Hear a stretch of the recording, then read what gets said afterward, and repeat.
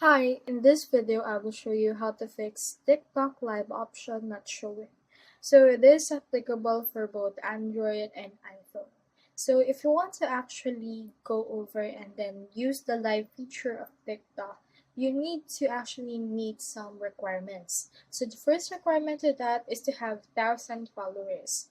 Once you have that, you can actually head over and then click on this plus icon right here and you should be able to have the live option added. So let's click onto this plus icon.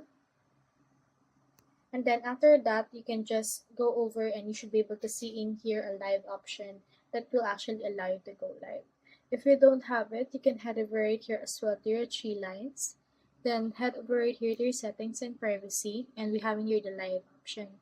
Now, for now, we have the live events first. So what you can do is you can head over to our help center or to the support and then go over and then just ask them to give us access to the live option. But the fastest thing to actually do that is to have 1,000 followers subscribe to your actual account. So that's all there is today, and I hope this video helped you out.